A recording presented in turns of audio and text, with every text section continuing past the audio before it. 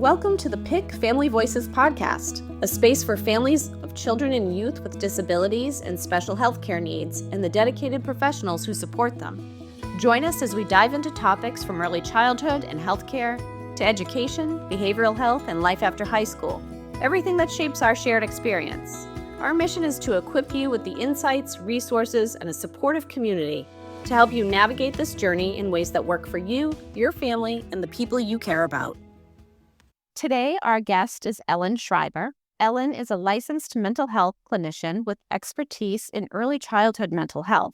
She has more than 40 years of experience working with young children and their families, and a special interest in work supporting caregiver-child relationships, addressing attachment concerns, and the impacts of trauma. In her career, Ellen has served as the director of both early supports and services programs and children's mental health programs in New Hampshire, and currently works at Greater Seacoast Health Center as their early childhood mental health and development specialist. Ellen, thanks so much for being with us today. Thank you, Robin. It's really great to be here. So I want to start us off by talking about three things: attachment, self-regulation, and co-regulation, because these feel like big concepts in the social-emotional development journey for parents and children. Can you help us understand these concepts in easy-to-understand terms? Absolutely. So let's talk about attachment first. Attachment describes the relationship that a child has with a primary caregiver. And one of the interesting things about it is that a child can have different attachment relationships with each caregiver in their life. So it's specific to that caregiver and child relationship. The ideal attachment is considered to be a secure attachment. And what that means is that the connection with that caregiver allows the child to feel safe and secure. Specifically, when that child is stressed, that relationship comforts them and helps them to calm themselves and sort of recover. So that's what is meant when you're talking about the attachment relationship. And that leads into co-regulation and regulation. So regulation, self-regulation, is anyone's ability to manage their internal state so that they are calm and focused. So, for instance, as an adult, when you have a lot going on and you're late for an appointment and you spill coffee for yourself when you're leaving the house and you start to feel that pressure inside and you're feeling irritable and your respirations increase and your face feels hot and you're not thinking clearly, and then the person in front of you on the road stops short and you let out a line of swears. So you're becoming dysregulated and you have things that you do to calm yourself down. That's regulating.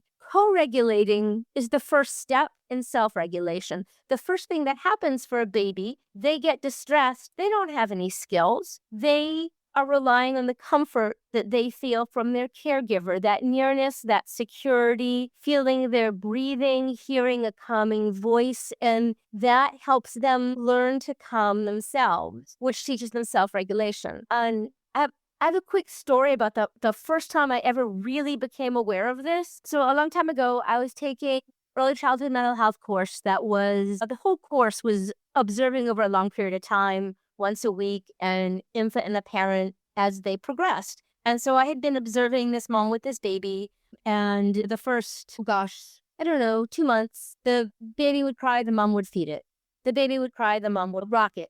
So this one time, I remember it so clearly, I was sitting in their living room, and the baby started to get really distressed and cry, he was falling apart. And the mom left the room to go get his formula or whatever. She was heating it up. Now, he had no way to know that. He just knew she was out of the room. And then she came into the doorway. His back was to her, so he couldn't see her. And she was just talking to him, and she was saying, "Don't worry, it's coming." And I saw that baby calm down and catch its breath. And I thought to myself, that baby's still hungry. There's no change in its internal state. He can't see his mother. He's learned to calm to the sound of his mother's voice. That is co-regulation leading to self-regulation. Got it. Okay. So I think what I'm kind of hearing is part of supporting young children's self-regulation is also working on our own self-regulation. Is that correct? Yeah.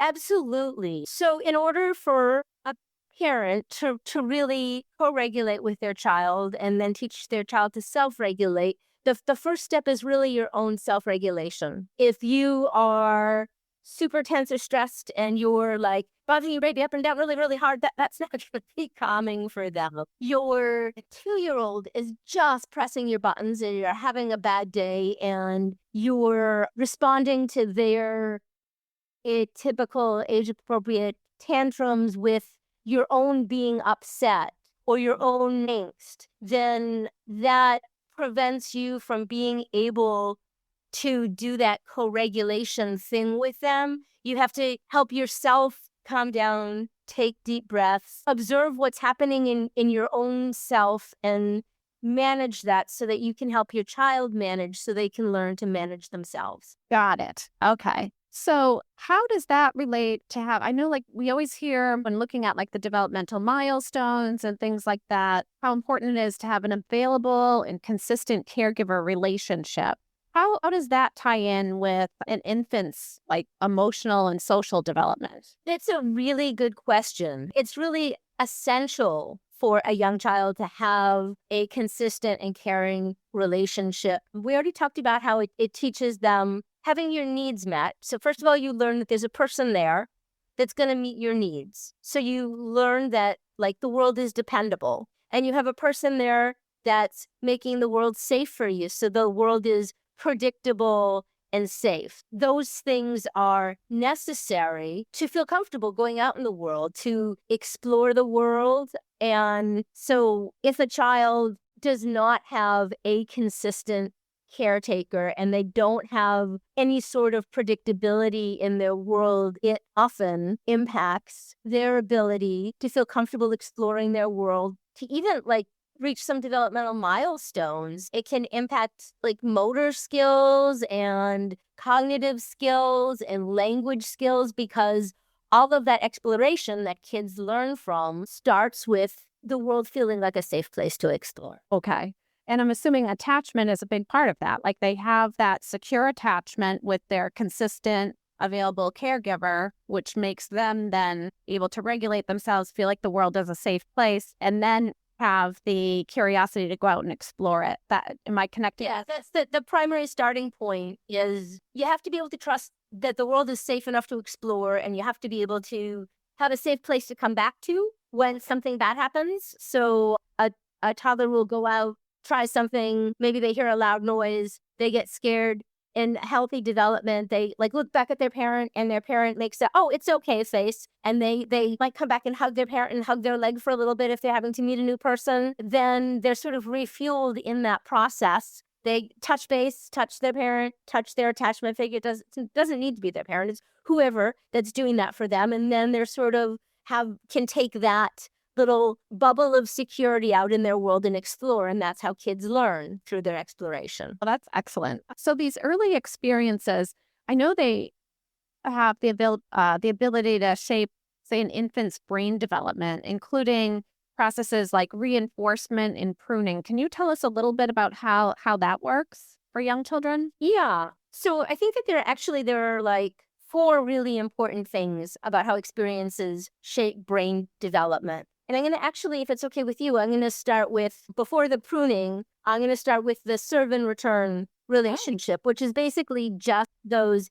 back and forth interactions that children have with their caregivers. And it builds on that idea of reinforcement because when you have back and forth interactions, the back and the forth is building brain connections. What back and forth interactions are like, I smile, you smile. I say bye, you say bye. You cry, I pick you up. It's that constant over and over again. I do something, you do something. And that builds that basic architecture of there being reciprocity and then just learning about predictability.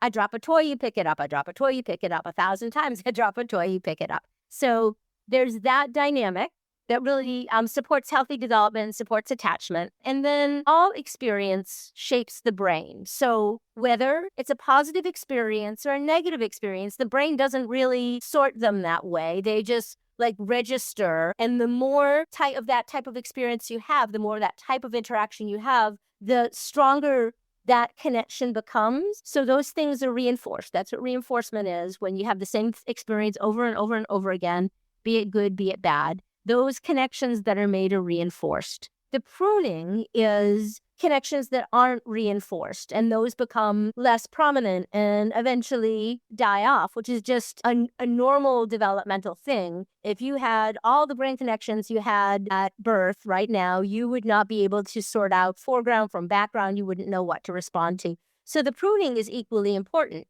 But what gets reinforced and what gets pruned? And this is relevant for social emotional development. It's also relevant for cognitive development. Really, like, well-known example of this is language. Children are born being able to recognize every human sound that can be made. It's all the same to them. They're just language sponges. But by a year, they no longer can differentiate the sounds that are not heard in their native language. So over the course of the first year, they're hearing and hearing and hearing what is their language. They're not hearing the other sounds. At the end of the first year, they no longer have that capacity to differentiate those sounds that they're not hearing all the time. That's how the pruning works and the reinforcement works. Does that make sense? It does make sense. So when you talked about like a baby dropping a toy and their caregiver picking it up and giving it back, that serve and return, is it a myth? Like, I know some of my older relatives will say, like, don't spoil your child, don't keep doing all those things, like keep picking them up every time they cry, or keep picking up the toy and giving it back to them. Is that a myth? Yeah, Childhood? You can't spoil an infant by picking them up. You can't spoil an infant by picking them up, because they are not crying to control you. They are crying because they have some sort of need, and what you're teaching them is you can meet that need. The spoiling thing you can't really do until the child has an understanding that they're making you do something. When we were talking about experience shaping the brain, talked about positive or negative, it is probably important to say that trauma impacts the brain in very specific ways. We talked about positive and negative experiences impacting the brain and shaping the brain. I think it's important that traumatic experiences impact the brain and social emotional development in very specific ways, in addition to potentially affecting the attachment relationship and sense of security. It also impacts memory development and language development. That's really interesting. So, Ellen, why is it that languages are so much easier for younger kids to learn? Yeah, so it's really fascinating. There's this concept of sensitive windows for different types of development. And a sensitive window is a time frame during which your brain is like primed for certain experiences. And when you have them, your brain is particularly sensitive to learning those things. And it's not that you can't ever learn them later, but these are the periods where, like, you're just primed. So for language, actually, up until 3 years is a sensitive window. That's why it's so easy to learn for babies to learn 3 languages when they're babies, not so easy when you're 20. So sensitive windows exist. One of the really interesting things is that very early sensitive windows, like birth to age 3, for learning to calm yourself and how you are with routines in your life and language. Learning those things early on means that you have a much greater ability to do that as a grown-up. It's much harder to learn to do that when you're 10 or 2, for instance. The earliest windows are really for vision and hearing, which really aligns with why we do vision and hearing screening in infants, because if there are issues in that very early time, vision and hearing, you want to catch it right away, because those are like very hard to recoup later on. And interestingly enough, the later windows, like up through age 7, those are for things like learning about symbols, mathematic concepts, social relationships. So those windows aren't as more open longer. So it's interesting to think about that when you think about how we learn things. And so is like where you say hearing and vision, it's really important to have early childhood screenings for those. How, or is there a connection between if a child has a hearing or vision impairment, like, a lot of times kids who are young have a lot of chronic ear infections, things like that. Does that also impact them socially, emotionally in any way? In quite a few ways, actually. Well, the first is if you have some hearing issues, you may have some language issues to go along with that because those things coincide. It might make it more difficult for people to understand you. Using language is one way that we learn to mediate emotion. If you can't express yourself, you're going to have a lower frustration tolerance. Right. So there's that right off the bat. I think that that's probably one of the most important things there. For vision, if you have vision issues as a young child, you're going to need to explore your world in different ways. If you can't see what's around you, you're not going to know to explore it. So if people know you have a vision issue and they set the environment up more to engage your curiosity with sound, you're going to be doing that exploration based on sound. So it's really helpful to know that early on. It can support their development, their social emotional development in that way. Got it. So Those are two examples. assuming if you had a young child with a vision issue, they also wouldn't be able to see, like you had said, that serve and return of like I smile, you smile. That could kind of get in the way of like the serve and return and attachment.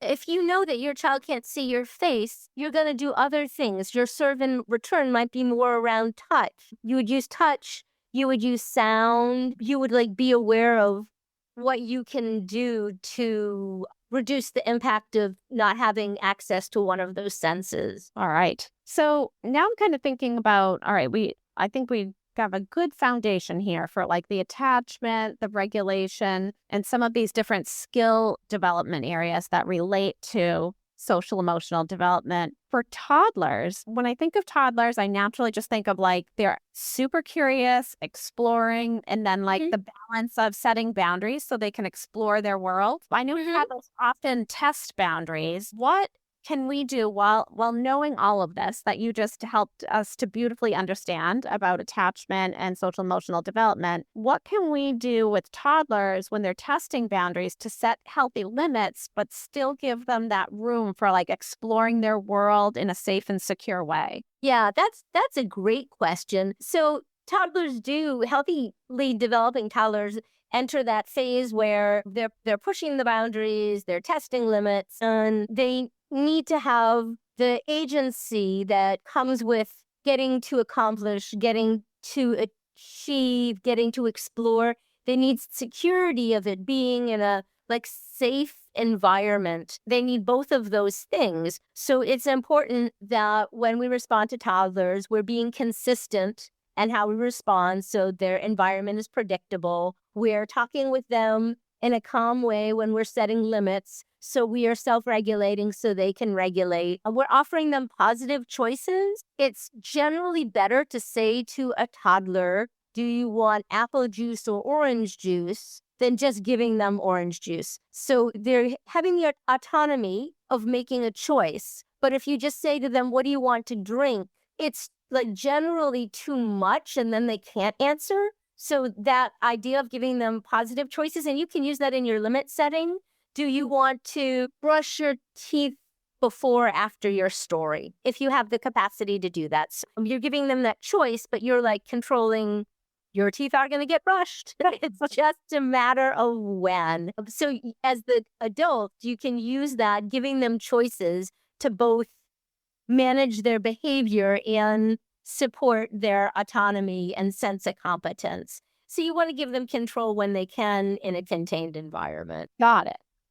So that makes me think too of, toddlers can tend to get frustrated with things, especially when they're exploring their world. If things aren't working the way they want them to or they anticipate them to, why is it important sometimes for parents or caregivers to let them fail, or for parents and caregivers to also sometimes fail them and show children that it's okay to make mistakes? Yeah, so let's start with that second one first. Sometimes parents feel really anxious that they made a mistake of some sort. They were trying to go to the bathroom and their kid wanted them in the moment. They were on their phone and their kid wanted them. They're whatever. They failed to meet their need at that second. And it's important for parents to keep in mind that you don't have to succeed in every moment, that actually making a mistake or not succeeding, it does a couple of really helpful things. It gives your child the opportunity to develop some mastery. They have to practice taking care of themselves for a minute or two, and then they learn that they can do that, and then they feel competent doing that, and that really actually enhances their ability to self-calm. Also, if you then model, Mommy, sorry that I couldn't get you your cookie just then. I needed to do blah, blah, blah, blah. You're demonstrating that we all have needs and make mistakes and can make apologies. And you're having what's called as disruption in your connection, but then a reconnecting. And that breaking apart and coming back together is also really, really important, and teaching that idea that your connection to them is like long-term and long-lasting. We have disruptions and we have reconnectings, and that's like a normal process that happens all the time for us. So kids having the opportunity to learn and experience that is actually good and essential in healthy development. From the child's perspective, when they make a mistake, when they fall apart, they're learning to regroup. They're learning that you still love them afterward. They're learning they can say sorry. All of those things are really important too. So those sorts of disruptions and corrections are part of that healthy experience of developing social emotionally. That's great. I'm glad you explained that, because I think when I was a parent of young children, I focused so highly on attachment. I was really afraid to not do the return part of the serve every time, and thinking about how that kind of helps build their resilience and their frustration tolerance. Now I kind of see how, as they go on and they're in preschool and kindergarten, this is going to... Wow. Yeah. When they get to toddlerhood, they tolerate that. Well, very, very early stages, like we were talking about before, you want to, as much as possible, be able to meet their needs because they haven't learned to self-regulate yet. They really don't know that the world is a safe place yet. So the balance changes. You're never going to meet their needs all the time, because sometimes you have to go to the bathroom and take a shower. So in infancy, the balance is towards meeting that need. And as they get to toddlerhood, they learn to tolerate a little bit more. And you can help them tolerate a little bit more by giving them the opportunity to practice using their skills and doing that reconnecting thing and knowing it's going to be okay. Yeah, I love that. So as they do get older, where that shift happens that you were just talking about, and they start to enter preschool or kindergarten, how does their world expanding now? They're with a bunch of other children, other adults / caregivers. How does that influence their social development at that time? Yeah, they are having so many new experiences, and the world is just so much bigger. There's just many more influences in their life. I can remember as a parent when my daughter first went off to preschool, and it was so weird that she would come home knowing songs that I didn't teach her, talking about friends that I had never met. All of a sudden, her world was not so much of an overlap with mine. She had more of her own separate world, and that's what the child is experiencing too. So their social relationships become much more important to them. They start to develop a little bit less egocentrism when they're in settings with other children. They're learning more of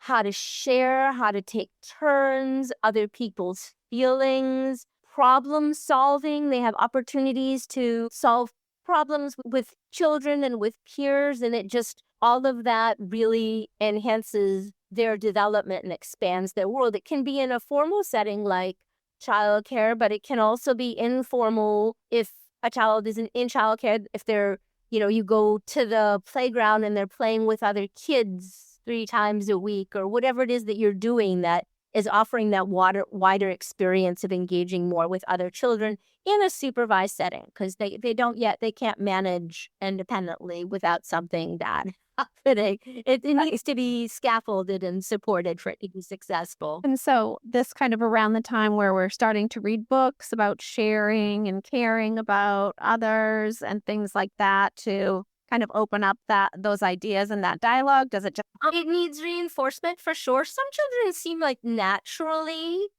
to do that more easily than others. And I don't know much about research about that. If it depends on if they're an only child or one of several children, or I don't know what those factors are. But definitely there are books and stories and videos that support those like pro-social concepts, and introducing those around the time that they start having these social experiences is a really helpful way to boost their learning about them. And then just being in those experiences and having like positive support and scaffolding to help them through some of the problem points. got it? So, Kids don't share naturally. right. I was just going to ask you, like, so at this point in development, we might see the struggle to express their feelings. How do we support them learning about and expressing their feelings, even including things like if they're worried about something or afraid of something? I remember my kids around this time developed like some fears, either of people they didn't know all of a sudden or certain things on the playground, like you mentioned. Yeah. So some of the first things that we want to teach kids about is about their feelings, their basic feelings. And then a lot of that is helping them by recognizing, I see that you are feeling frustrated. You were stomping your feet because you were so angry. So that's helping them have a label for what they're feeling inside and recognize the behavior that's attached to it. That's helpful to do. Doing that for yourself. Like I often encourage parents to verbally label their feelings and how they know that they're feeling that way, so that kids internalize that language. And it really helps you manage your feelings when you actually can label them. So there's that. There's lots of books. There's movies. Like everybody knows the Inside Out movie, which is an awesome movie. So you can use those things out. You use those things as well. And I think that those are the key points in helping kids talk about feelings. And then you want to go to it's all feelings are okay, and helping them learn ways to express their feelings that are acceptable, and separating feelings from behavior. It's okay to be angry that Susie took your toy.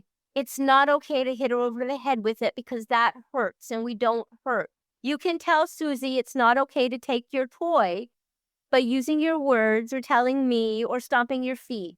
But we can't hit. We have to take the toy away if we hit, because we don't hurt. We have kind hands or something like that. Okay. So, Ellen, what strategies can parents use to support their child's self-esteem or sense of competence as they start, entering this bigger world, forming their identity? Yeah, so I think a really important idea is that in order to support their sense of competence, you want to support and reward their efforts, not the end result. It's so easy to go, oh, that's a beautiful picture.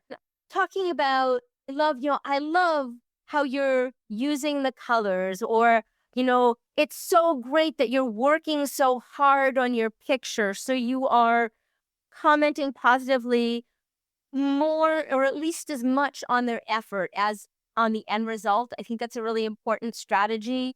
I think helping them problem solve when they're trying to figure something out, instead of jumping to a lot of times parents like jump right in when their children are struggling. Try and let them problem solve a little bit themselves. Prompt them. What do you think you could do? That would, so and so took my toy. Oh, what do you think we could do about that? Give them the opportunity to come up with some ideas themselves, so they're relying on themselves just a little bit more. Reinforcing the characteristics you want to see in them.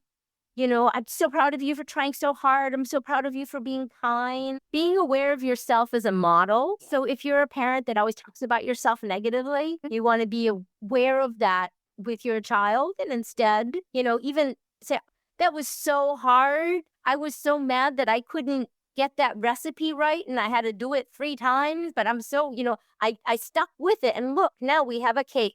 So again, emphasizing the things that you want to see in them. Using language like I like how you were playing so well with your sister. I like how gentle you are with the dog. And then also giving them small, doable jobs. Nothing builds competence like being competent. So letting them help you with the dishes, the vacuuming, the laundry in ways that are just they're helping you really helps them feel. Toddlers, preschoolers love to help. It makes them feel so good. So being able to reinforce that is a really good way to help them build a sense of competence, positive self-esteem, and just feeling good about themselves. Yeah, that sounds great. And like kind of almost preparing for and kind of thinking of, I mean, kids are older now, setting that tone for like you're a member of our family, our team, and like we all do things around the house, take care of each other. And I really like the idea of that. That's nice. So when kids get at this age, preschool, kindergarten age, when they're getting frustrated, you talked about saying, I like the way you tried so hard at that. What else can we teach them as far as like when they're in a frustrating situation? It might be with another child, playground or wherever. How do we help that reinforce skills for frustration, tolerance, and emotional regulation when they're out in the world?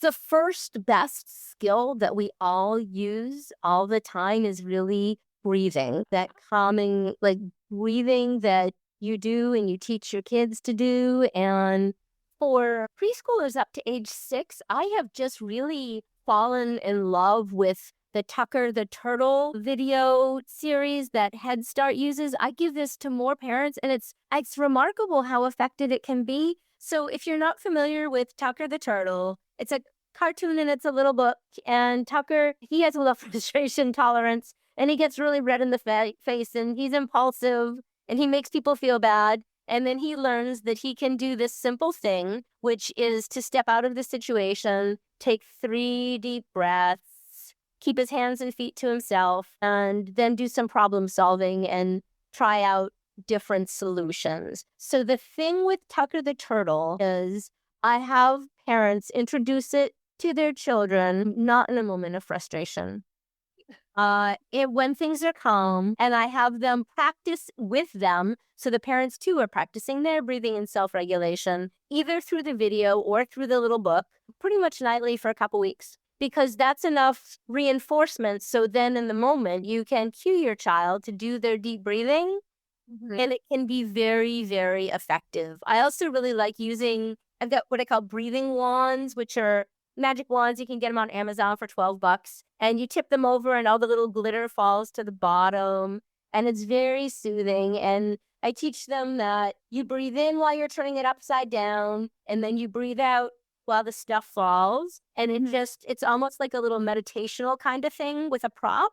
And kids really like that. Some parents will find that their kids will do yoga with them or progressive relaxation sort of stuff, which is all really great. Probably takes a little bit more time, but recognizing those feelings in the body and then learning to do just something that calms yourself and helps you center before dealing with whatever's going on in the moment. And I like the breathing wand. Older kids in school often use the zones of regulation, which is also very good. It's a more complicated paradigm. For some 5-6-year-olds, it's too hard to have 4 different zones of regulation. Some can do it. It's great if that's what your school is using to use it at home, and you can actually download the little pictograph of what are the zones and what you can do about them and put it on your fridge and use it. Yeah, I love that one. It's pretty simple. Like they have some coloring pages too of like there's 5 different faces of the zones of regulation. And I wonder too if just exposing kids, even if they're not ready to fully embrace that, that idea, but like just slowly kind of. Yeah. I usually will talk about just 3 of the zones with the younger kids. What I like about the zones of regulation is that the idea is moving yourself from the blue zone to the green zone, or the red zone, which is that escalated angry place, to the green zone. So it's about the strategies that will get you to your happy, calm, focused place. And that's usually enough to be really helpful. Great. I love that. And do you see many schools you said, are implementing this in the younger kindergarten, preschool classrooms, or? Many that do. And I know of many, I know many schools and many classrooms. It's worth asking about, or it's just worth asking at your children's school, what are they doing to teach self-regulation so that you can be working off the same thing? And if they're not, well, you can introduce them to Tucker the Turtle. That's great. So my last question as far as this little age group goes is cooperative play is obviously a real big deal for this age group. How can parents or caregivers encourage that sharing and problem solving, but also conflict resolution? How do we talk or teach our kids conflict resolution at these young ages? Yeah, I think the first step is really knowing and understanding that they cannot do this by themselves. It's not developmentally anticipated that a 3 or 4-year-old is going to manage their complex social struggles on their own. So it's important that they have access to a grown-up that can help with this. And so the grown-up's job is to really scaffold and support the kids, not to sort of not intervene unless necessary. And then to support the self-regulation stuff we've talked about and the problem solving, asking them what they can do to solve the problem instead of jumping in saying, that's it, go to your rooms, okay, so it sounds like so-and-so is frustrated because he hasn't had a turn. What do you think that we can do about that so everybody feels like they have a turn? It's really taking that sort of approach, and that's good for sharing and problem solving and, again, helping children recognize their language. It seems like Sophie's crying because she's feeling left out. It doesn't feel very good to be left out. What do you think that we could do so that Sophie feels like she has a place to play with us too? Nice. Okay. Yeah, I love that. And then probably there's an opportunity there too to also talk about what behavior you liked. Oh, I liked how you helped Sophie, feel. Yeah, absolutely. Right? Like kind of closing that loop. I love how you guys are playing together and taking turns. Wonderful. A great rule of thumb is for every time you have to intervene to correct something negative, it's awesome if you can find at least 2 things that are positive. So you have to be kind of proactive about it. I love how you guys are playing together. What a fun game you've made up. You're so creative. What can we do so that Susie has a turn? It's not okay to hit with your toy. We need to find another way for you to say that you're angry. So you want to just bear in mind that overall, you want to try and have 2 positives to 1 negative. Okay. And what's the reason for that? What should we as adults keep in mind about that? That kids remember negatives. We all remember negatives more than we remember positives. Right. They stick with us longer and harder. And when you're trying to develop a positive sense of self, you want your child to have at least as many good things that they have to think about as bad things. So working on not making them bad, making them corrective, but still. Right. Are there any common misconceptions about early childhood development as far as social emotional development goes that you'd like to dispel for families that are listening to our podcast? You told me you were going to ask me this question. I thought really hard about it, and I came up with 3 things that I thought were really important. The first thing is people often think that really young children aren't impacted by the things that happen to them because they don't remember them or they don't have the words for them. The first thing is, even if they don't have the words, we have memories from infancy. A lot of times those memories are stored in our body, but that doesn't mean we don't remember them. So it's important to know that babies are impacted by all the things that happen to them, even if they don't have the words to tell you what happened. So that's the first thing. The second thing is that small moments matter an enormous amount. Sometimes people are like, parenting just seems so big and so overwhelming and huge. And it's really built on those tiny moments. The serve and return.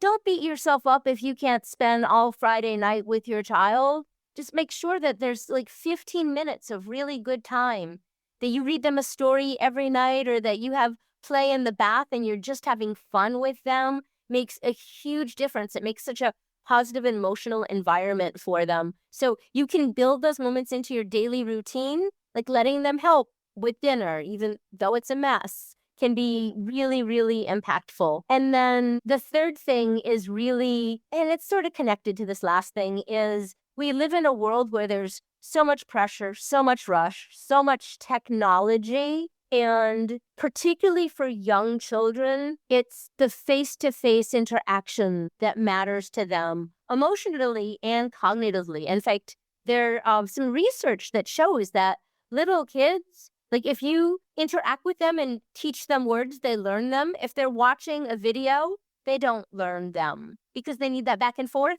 So just knowing that, it's okay. It's okay if you have to go to the bathroom or take a shower or you need 10 minutes to yourself to just zone out or cook dinner and you put them in front of a 15-minute video. But limit it. Be conscious of it. Even if you're doing nothing with them, but walking around your house, talking about what you see on the walls and what's out the window, or better yet, get out time and outside and spend time in nature. Walk around your yard and let them pick up rocks and sticks and what do they feel like and what do they smell like. And you pick leaves and flowers and it's so enriching and valuable, much more so than watching an equally timed videos. It's, I think, really valuable to build that in. So those are the 3 things that I would stress. Love those. And my final question, I think you kind of answered it though with the 3 things, was going to be, what do you think families need most right now to build strong social emotional lives together? Well, I think that I did, but I think it comes down to those moments of human connection and making some just unstructured, shared time to have experiences together. And then actually, I do think that connecting in a world where there's so much technology and artificialness, there is research that supports this, but it's also just a really deeply personal held belief for me, is that connecting to nature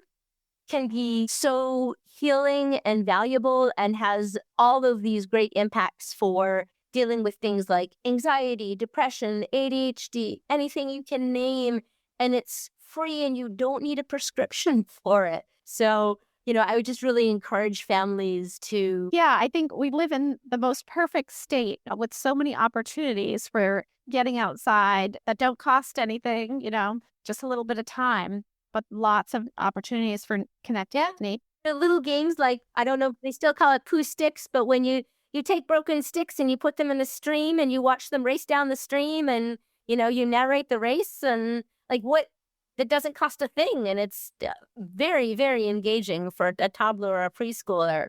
Absolutely. Absolutely. And does it take a lot of time to do something like that? Yeah. To have a quick experience like that? 10-15 minutes. Yeah. Well, it's been an absolute pleasure to talk with you today. We're so grateful for your time and for the work that you do with families and children. We'd love to have you back on the podcast again. Oh, thank you. This has been so much fun, and it really is just a joy and a pleasure to have the opportunity to support parents and creating healthy, happy environments for themselves and their children. It's really rewarding, and it's an honor to do so. Wonderful. Well, until next time.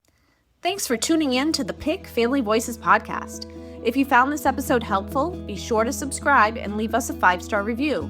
It helps us keep bringing valuable resources and stories to families like yours. Until next time, take care.